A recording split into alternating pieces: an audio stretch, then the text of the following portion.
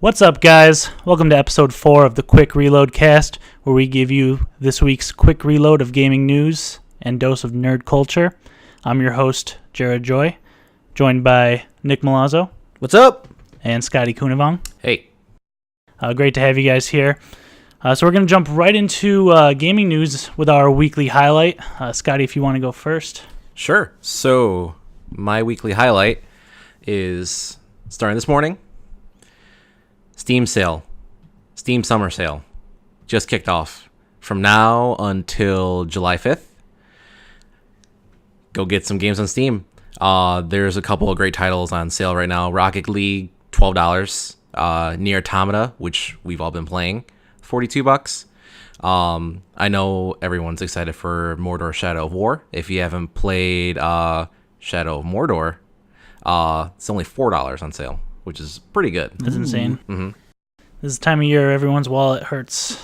So Yeah. after the sale, not before the sale. Yeah. After the sale. Yeah, so I'm pretty excited for that. I need to look at the full collection because I know you've been getting a couple emails saying that a lot of your or some of your games on your list has been going on sale. Yeah, there's a couple that are on sale, so I'm probably going to check those out.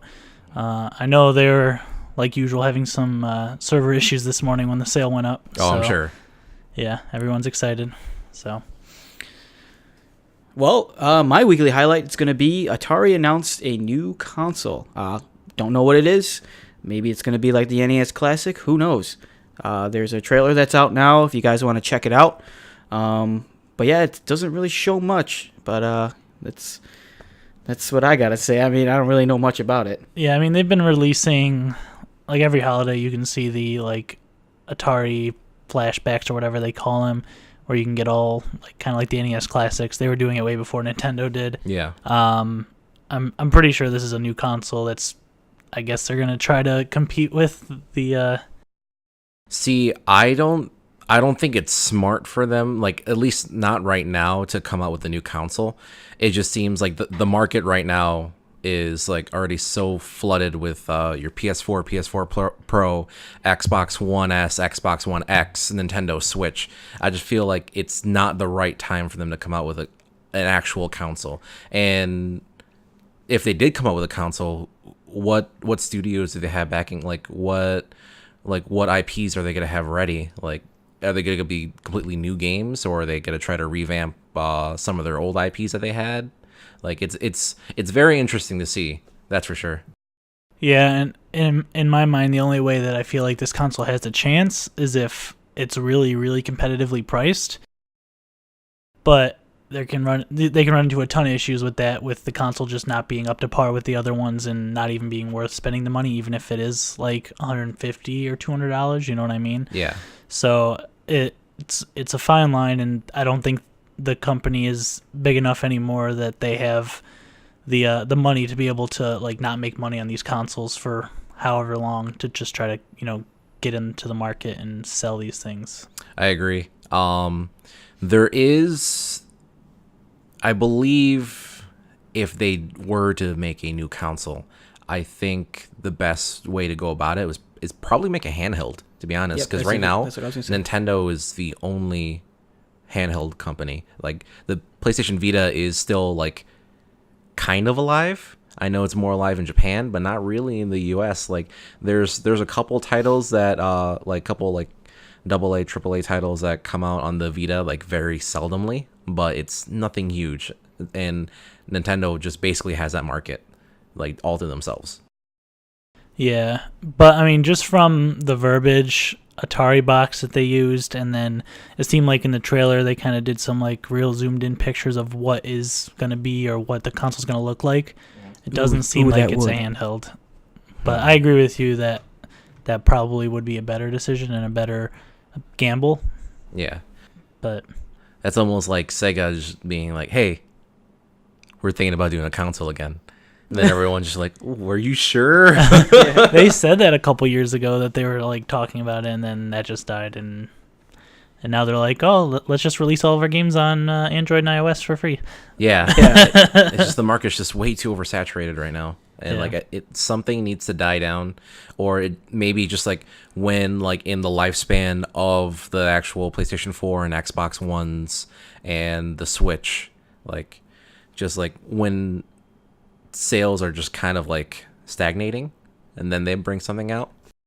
Yeah, and end of the console generation, I think, is their better bet before they announce the new consoles, and then right when it seems like everyone already has the other consoles. That's the same feeling you felt at the end with the 360 and the PS3, where they just weren't selling and everyone already had one, and it was kind of just meh. Yeah. Yeah, I mean, and I think Nintendo set the bar high with the portable console like the Switch. So let's see what Atari does.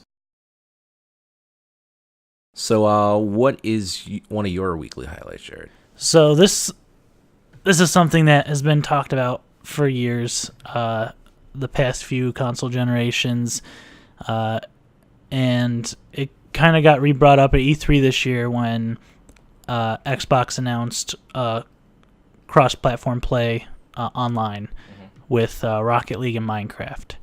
So that was a big announcement.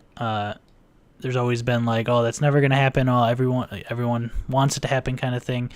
So it's happening, but it's only happening with PC, Xbox, and Nintendo Switch for Minecraft and Rocket League.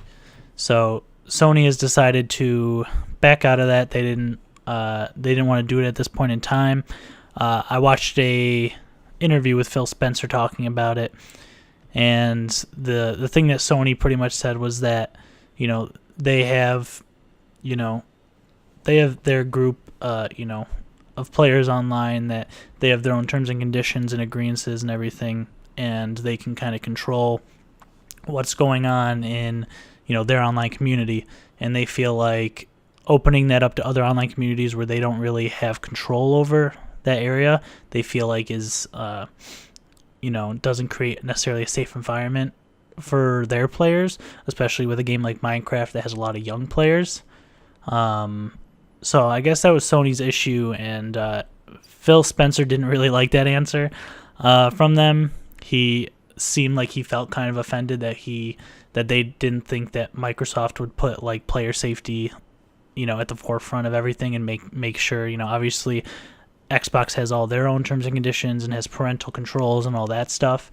So, I think there's a way that they could have figured this out, but I don't know. I just feel like Sony didn't want to for some reason. So, yeah, this is a really interesting story.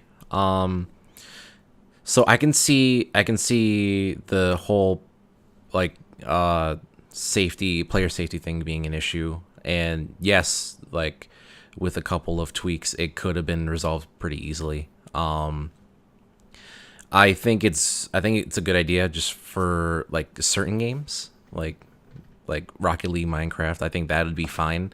I don't think that like it'd be like overbearing for like servers or anything. I kind of don't understand why Sony would back out of something like this. Well, I remember when the PlayStation first came out, there was the live from PlayStation thing was huge.